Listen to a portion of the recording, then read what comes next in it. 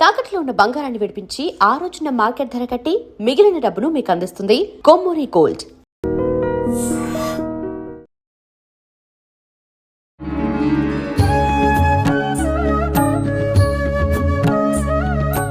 నమస్కారం, welcome to I dream. ధర్మ మార్గం విత్ విజిత కార్యక్రమానికి స్వాగతం. ప్రస్తుతం మనతో పాటు ఉన్నారు ప్రముఖ ఆధ్యాత్మికవేత్త, శ్రీ విద్యా ఉపాసకులు శ్రీ గురు కరుణామయ్య గారు. ఇప్పుడు గురుగారితో మాట్లాడి మరిన్ని విషయాలు తెలుసుకుందాం. ముఖ్యంగా మనకు ఎన్నెన్నో సందేహాలు ఉంటూ ఉంటాయి, వాటి గురించి సవివరంగా తెలుసుకునే ప్రయత్నం చేద్దాం. నమస్కారం గురుగారు. నమస్కారం గురుగారు. మరికొద్ది రోజుల్లో మహాశివరాత్రి రాబోతోంది. అంటే మనకు ప్రతి నెల శివరాత్రి వస్తుందంట, కానీ మనం 11 నెలల తర్వాత వచ్చే ఈ 12వ మాసంలో వచ్చే శివరాత్రిని మహాశివరాత్రిగా ఆరాధిస్తామని అంటూ ఉంటారు. ఏంటి మహాశివరాత్రి ఆరాధన అంటే? ఉపవాసం, జాగరణ, ఇదే మహాశివరాత్రి ఆరాధన అంటాం. కొన్ని పండుగలు గురుగారు మనం పగటి సమయంలో మాత్రమే చేస్తాం, కానీ ఈ శివరాత్రి విషయానికి వచ్చేసరికి మనం రాత్రికే ఎక్కువగా కూడా మనం ప్రాధాన్యత ఇస్తూ ఉంటాం. వాటి గురించి వివరించండి. శివరాత్రి ఒక పండుగ వచ్చిందంటే ఆ ఒక్కరోజే ఎక్కువగా తలుచుకుంటాం. అది మనకు అలవాటు అయిపోయింది. నిజానికి భక్తుడైన వాడు ప్రతిరోజు పండగే. నిత్య కళ్యాణం పచ్చతోరణం అంటారు. నాకు ప్రతిరోజు శివరాత్రే అన్న దీంట్లో అభిరామి అందాది అని చెప్పి ఆయన ప్రతిరోజు పౌర్ణమే. అమావాస్య నాడు కూడా రాజు ఏంట్రా ఇది ఇవ్వారంటే ఆ పౌర్ణమి అంటాడు. ఎందుకంటే ఆయన ప్రతిరోజు పౌర్ణమే. అటువంటి స్థితిలో ఉండడానికి అలవాటు చేసుకోవడం కోసమే ఈ శివరాత్రి కానీ వైకుంఠ ఏకాదశి కానీ వస్తాయి. కాకపోతే మనకి ఈ పండగలన్నీ కూడా పూజలు, ఒకసారి చెప్పాను, పూజలు నేను చేస్తే ఎవరో తృప్తి పడతాడు, ఎవరో ఎదుటి వాళ్ళు తృప్తి పడతారు, నాకు ఏదో వస్తుంది అన్న ఉద్దేశంతో మాత్రం ఎప్పుడు చేయకూడదు. పూజలో ఉపయోగించే పదార్థాలు కానీ, వస్తువులు కానీ, పూజ మంత్రాలు కానీ నాకేదో చెప్తున్నాయి అని నేను అనుకోగలిగితే ప్రతి పూజ నాకు గొప్ప మేలు చేస్తుంది. ఇప్పుడు శివరాత్రి తీసుకున్నాం, అది రాత్రే ఎందుకు అంటారు. శివుడు ఎవరు? ఇక్కడ విభూతి పెట్టుకుంటాం, దీన్ని మేర అంటారు, పొలిమేర. పూర్వకాలంలో శ్మశానాలు పొలిమేరల్లో ఉండేవి, ఊళ్ళల్లో ఉండేవి కాదు. ఇప్పుడు మన చోటు లేక మన ఇంటి పక్కనే వచ్చేస్తుంది అనుకోండి, అది వేరే విషయం. ఇక్కడ నేను విభూతి పెట్టుకుంటే నాకు విభూతి ద్వారా ఒరే నువ్వు ఎప్పటికైనా బూడిద అవుతారో అని గుర్తు చేస్తానికే నేను విభూతి పెట్టుకుంటున్నాను. అంటే శివుడి విభూతి నేను పట్టుకుని విభూతితో శంచమే, మైత్యమే, ప్రంచమే, కామత్యమే అని నేను చెప్తున్నప్పుడు నాకు ఇది దృష్టి తోచాలి. అంత్యంగా ఇదే, దీనికోసం ఇంత తాపత్రయం అవ్వలేదు, శరణాగతి పొందాలి అని నేను అనుకోవాలి. అంచేత రాత్రి అంటే ఎండ్ పాయింట్, అంటే మన లైఫ్లో ఎండ్ పాయింట్ అది. మనం కూడా రాత్రి పడుకుంటాం. ప్రతి నిద్ర ఒక మరణం, ప్రతి మెలకు ఒక జననం అంటాడు. నిద్రలో మీరు కాదు కదండి, మీరు ఆడా మగ ఏమి కాదు, అసలు ఐడెంటిటీ లేదు. అంచేత శివరాత్రి అంటే ఎండ్ పాయింట్లో వచ్చేటువంటి జ్ఞానోదయ సమయం, లింగోద్భవ కాలం అంటారు. ఇకపోతే శివరాత్రి నాడు ఉపవాసం ఉండాలి, జాగరణ ఉండాలి, అది మనందరికీ తెలుసు. నా చిన్నప్పుడు, ఇప్పుడు మానేశారు కానీ నా చిన్నప్పుడు ఒక టికెట్కి 3 సినిమాలు చూపించేవాడు శివరాత్రి నాడు, తెలుసా? ఇప్పుడు లేవు. ఆ ఒక టికెట్ కొనుక్కోవడం, 3 సినిమాలు చూడడం, ఆహా జాగరణ అయిపోయింది. లేదా ఇవి ఆడివాళ్ళు కూడా కొంతమంది ఉన్నారు, లేదా ఇలా కళ్ళు ఉలుకుని నీళ్లు పోసేసుకుని టీలు తాగేసి జాగరణ. అసలు ఇదా నేను చేయాల్సిన జాగరణ అని నేను ఆలోచించాలి. శివరాత్రి అన్నది కేవలం రాత్రి పండగే అయినా సరే పొగల్లుండి రాత్రి దాకా శివనామస్మరణం చేయాలంటుంది. ఓం నమ శివాయ, ఓం నమ శివాయ, ఓం నమ శివాయ, ఓం నమ శివాయ. నిన్నెవడూ రాత్రంతా జాగరణ చేయమని నీకు చెప్పలేదు. నీకు ఎంతసేపు నీకు ఓపిక ఉంటుందో నువ్వు కసిగా ప్రయత్నించు. ఎందుకంటే ఈ జాగరణ రేపు ఎప్పుడైనా నీకు ఉపయోగపడుతుంది. ఏ పూలో తరుముతూ వచ్చిందని, రాజమండ్రిలో మన పూలు వచ్చిందని ఇవాళ పేపర్లో చదివాం, కాలేజీల్లోకి వచ్చేస్తూ ఉంటాం. అప్పుడు ఏ చెట్టు ఎక్కుతావు, చెట్టు ఎక్కి కూర్చుంటాం, పులి కిందనే ఉంటుంది, రాత్రి అవుతుంది, నిద్ర వచ్చేసింది అనుకోండి, పడిపోతే అప్పుడు ఈ శివరాత్రి జాగరణ నీకు ఉపయోగపడుతుంది. అలవాటు పడ్డావు కాబట్టి అందుకోసం జాగరణ వచ్చి ఉండొచ్చు. ఓం నమ శివ, ఓం నమ శివ అని చెప్పు కొమ్మ మీద కూర్చో. ఆ రకంగా భావిస్తూ నువ్వు ఎంత చేయగలిగితే అంతే చేయి. ఫోర్స్ చేసుకుని రాత్రంతా మేలుకోవాలి అన్న ఎవ్వడూ చెప్పట్లేదు. నా శక్త్యానుసారం 12 దాకా మేలుకోండి. కానీ ఎలా మేలుకున్నావు అది ముఖ్యం. మేము మా పీఠంలో అయితే చక్కగా ఏకాదశ రుద్రాభిషేకం చేస్తాం. 8 మొదలెడతాం, తెల్లారు వెళ్ళిపోతుంది. యాక్షన్లో ఉంటాం కాబట్టి పెద్దగా నిద్ర రాదు. రుద్రం చెప్పుకుంటూ ఉంటాం కాబట్టి అలాగే ఎలాగో ఒకలాగా భగవన్నామ స్మరణతో చేసి జాగరణే నీకు పనికొస్తుంది, కానీ మిగతా ఏ జాగరణ ఇక పోతే ఉపవాసము అంటే నేను చాలాసార్లు చెప్పాను. ఉప అంటే దగ్గర, వాసం అంటే ఉండడం. ఆ రోజంతా కూడా భగవంతుని తలుచుకుంటూ ఉండాలి, కానీ ఉప్పుడు పిండిని, పళ్ళు, అరటి పళ్ళు, కొబ్బరికాయలు అదే అది ఒంటింటికి దగ్గరగా ఉండడం. ఇది అమ్మవారి దగ్గర ఉండడం కాదు. అంచేత నువ్వు అంతగా తినాలనుకో, అది ఉప్పుడు పిండి తినే, ఏం కొబ్బలు మునిపోవు. ఆయన నీకు ఫైన్ వేయడు. అంచుకుంటే మంచిదే, జిహ్వా కంట్రోల్లో ఉండడం మంచిదే, నిగ్రహ. ఒక్కవేళ నాకు డయాబెటిక్, నేను అన్నం మానేస్తే షుగర్ పడిపోతుంది, కానీ శివరాత్రి నాడు ఎంత మానినా పడదండోయ్, అది వేరే విషయం. నమ్మకం అస్సలు. శివరాత్రి నాడు మా నాన్నగారు అబ్దీకర్ నాడు 4 గంటలకు 5 గంటలకు భోజనం చేస్తాను. ఉత్తప్పుడు పొద్దున్న కాఫీ లేకపోతే నన్ను పడిపోతుంది షుగర్. అదే విచిత్రం అనమాట. ఆ అమ్మవారి మీద నమ్మకం పెట్టుకుని ఉపవాసము అంటే భగవంతునికి దగ్గరగా ఏదో కాస్త పండ్లు తీసుకుని పోతే అభిషేకం అనేది చాలా ముఖ్యం.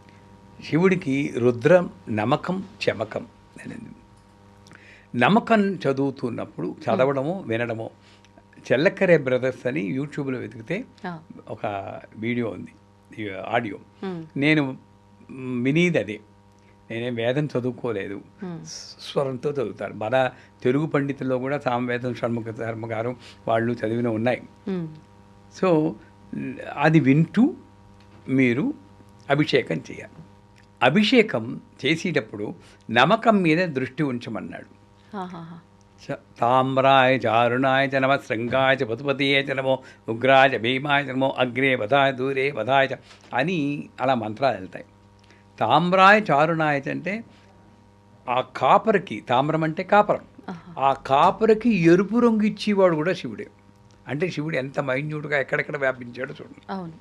అటువంటి శివుణ్ణి నేను ప్రార్థిస్తున్నాను అన్న ఒకే రకం తాదాత్మ భావంతో, ఇందాక చెప్పాం, ప్యాకెట్లు పెట్టి ఇలా చింపేసి అక్కడే పడేకేం. దయచేసి పాత్ర ఉండాలి. పాత్ర లేకుండా నువ్వేం చేసినా నీకు పనికిరాదు. కూతురు పెళ్లి చేస్తున్నా బుట్టలో కూర్చోబెట్టి పెళ్లి కూతురు పట్టుకొస్తున్నారు. ఆ పాత్ర దానం పనికిరా, బుట్ట పాత్ర, కన్యాదానం, దానికోసం బుట్ట పాత్ర పెట్టుకోదు. అంచేత మంచి పాత్రలో ఒక పాలతో కానీ పెరుగు, పంచామృతాలు, పాలు, పెరుగు, నెయ్యి, తేనె, పంచదార, కొబ్బరి నీళ్ళు, ఫలరసం, ద్రాక్ష పండు రసం, చెరుకు రసం. ఇది చాలా ఉత్తమం. చెరుకు మళ్ళీ వెన్నెముక సంకేతం అలా వస్తుంది. తత్వం చెప్పుకుంటూ పోతుంటే ఇప్పటికి అవదు. సో ఈ రసాలతో అభిషేకం చేస్తూ వీటిని శివుడిని ప్రార్థించాలి. అక్కడ కూడా నమ్మకం అయ్యాక చమకం వస్తుంది. చమకం అంటే చమే చమే చమే సంచమే ముగచ్చమే ప్రేంచమేను కామచ్చమే కామచ్చమే చమే చమే అంటే నాకు ఇవ్వు ఇవ్వు ఇవ్వు అని. మనము దాని నుంచి నేను నేర్చుకోవాలంటే మనకి ఎంతసేపు నీకేం కావాలంటే ఉద్యోగం, పెళ్ళి, పిల్లలు, డబ్బు, దీని తర్వాత ఇంకేముంది? పేరు. ఈ 5 తప్పితే ఆరోగ్యం. చెప్పండి అని మరి ఎన్నున్నాయి చెమేలు అక్కడ. ఇవన్నీ వదిలేసేసి యాక్చువల్గా దాంట్లో ఉన్నదేంటి? ఇద్మచ్చమే బర్హిచ్చమే.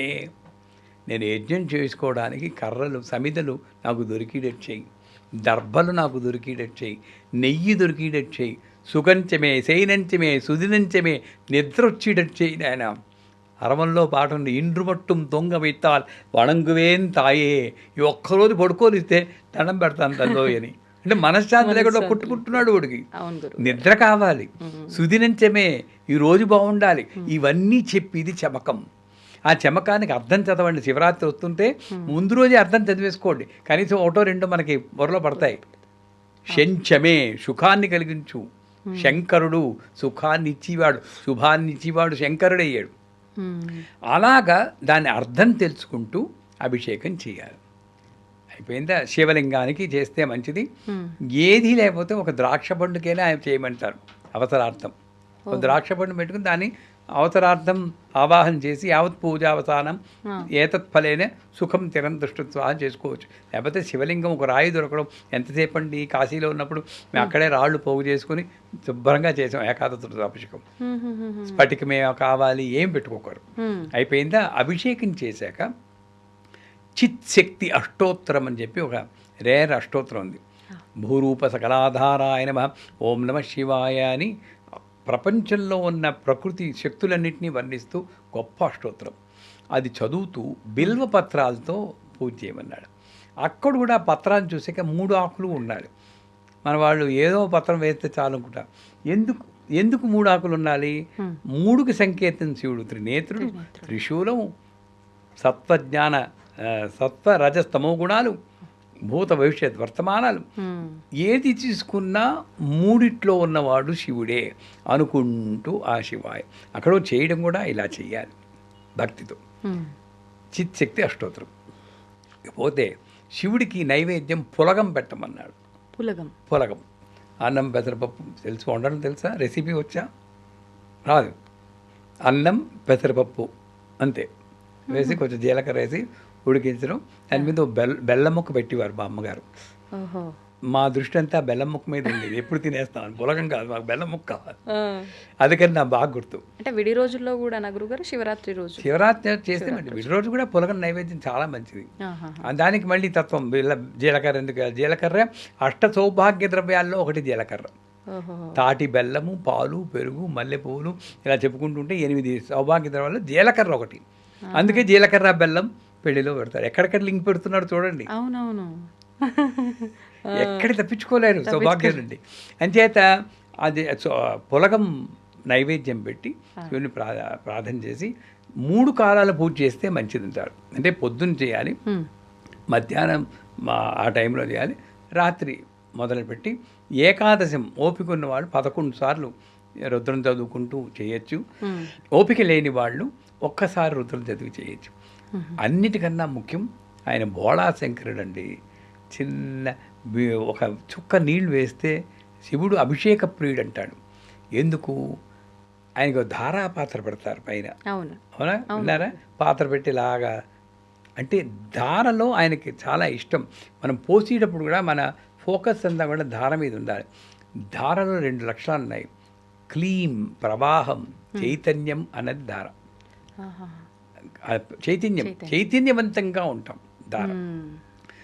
తర్వాత చూసి క్షేమం కలిగించడం, ప్రాణశక్తి కూడా ధారలాగే ఉంటుంది. మనలో ఆయుష్ పెరుగుతుంది. శివరాత్రి నాడు అభిషేకం చేస్తే ఆయుష్ పెరుగుతుంది. అంటే అలాగంటే మీ టైంని ఎక్స్టెండ్ చేస్తాను. ఉన్న నాడు హాయిగా ఆనందంగా చైతన్యంతో బతుకుతాం. కావాల్సింది. అవునా కదా? ప్రస్తుతం ఏదో లైఫ్ స్పాన్ ఉంటుంది, కానీ మీరు అన్నట్టు ఇవన్నీ ఏమీ లేవు. అందుకే లాస్ట్లో మృత్యవే స్వాహ ప్రాణానాం గ్రంథిరసుద్రోమాం విశాంతగా మమ మృత్యున్నెత్తతాం ఆయుర్విద్యతాం అంటారు. అంటే నాకు 500 ఏళ్ళు లైఫ్ ఇచ్చేయమని కాదు, నేను ఎన్నాళ్ళు బతుకుతాను కోపం లేకుండా బతకని. కోపం ఒక చావు. డిప్రెషన్ లేకుండా బతకని. డిప్రెషన్ ఒక చావు. ఇలాంటి చావులు లేకుండా నన్ను బతకని అని అది అసలు. అంచేత ఆ రకంగా పూజ చేసి 3 కాలాల పూజ చేసి పులగం నైవేద్యం పెట్టుకుని ఓం నమః శివాయ మంత్రంతో మీరు ఆ రోజంతా గడిపితే శివరాత్రి ఇది చేస్తే ఏమొస్తుంది అంటే ఇదిగో ఈ జ్ఞానాన్ని మీరు సంపాదించుకోవాలి. విభూతి నుండి ఒక జ్ఞానం, బిలపత్రం నుండి ఒక జ్ఞానం, అభిషేకం చేస్తున్నప్పుడు ఒక జ్ఞానం, ఇలా ప్రతిదాని నుండి ఒక్కొక్క జ్ఞాన సంకేతంగా శివుడు జ్ఞాన సంకేతం. ఇప్పుడు ఏదో పురాణం చెప్తారు కదా, నాకు కరెక్ట్గా పురాణాలు తెలియవు. శివుడి యొక్క మూలము, ఆది మూలము, అంతము వెతుక్కోవడానికి విష్ణువు లోపలికి వెళ్ళాడు, బ్రహ్మ పైకి వెళ్ళాడు అన్నారు. బ్రహ్మ అహంకారంతో ఉన్నారు కాబట్టి ఆయనకి గుడి లేదు, విష్ణువు లోపలికి వెళ్ళాడు కాబట్టి ఆయన ఉత్తముడై ఇవన్నీ చెప్పుకుంటారు. ఇవన్నీ మనం వెతిగా చూసుకోకుండా ఈ శివరాత్రి అన్నది ఒక జ్ఞానానికి సంకేతంగా చూడాలి. ఇప్పుడైనా సరే, అసలు రాత్రి ఎప్పుడో వస్తుంది, లాస్ట్ రాత్రి, ఇప్పుడైనా సరే శివరాత్రిని ఉపయోగించి అసలు భగవంతుడు అంటే ఎవరు, శివుడు అంటే ఎవరు అన్నది గ్రహించి నేను కానీ పూజ చేయగలిగితే ప్రతిరోజు ఒక శివరాత్రి. అందుకే మాస శివరాత్రిని కూడా పెట్టారు. అది ఎవరు పాటించడం లేదు. నన్ను అడిగితే ప్రతి రాత్రి ఒక శివరాత్రి జాగరణ అంటారు, మేలుకుని ఉంటాను. అంటే ఆ పదం అందుకని వచ్చిందన్నమాట. సో ఈ రకంగా చేస్తే మనకి ఏది కావాలో అది తప్పకుండా అందుతుంది. గురుగారు ప్రతిరోజు శివరాత్రి కాదనం, కానీ పెద్దవాళ్ళు చెప్పే మాట జన్మకో శివరాత్రి అని. దీన్ని ఎలా తీసుకోవచ్చు అంటారు? ఎందుకని అంటే ప్రతి ఏడాది శివరాత్రి వస్తున్నప్పటికీ ఈ మాట ఎందుకు అనాల్సి వచ్చింది? అది కలోక్యుల్ అంటారు, నానుడిలో వచ్చింది. జన్మకో శివరాత్రి అంటే మామూలుగా జన్మలో ప్రతిరోజు నార్మల్ రోజే, శివరాత్రి నాడు మాత్రం స్పెషల్గా ఉంటాం. ఆ రోజు ఉపవాసం జాగరణం అని.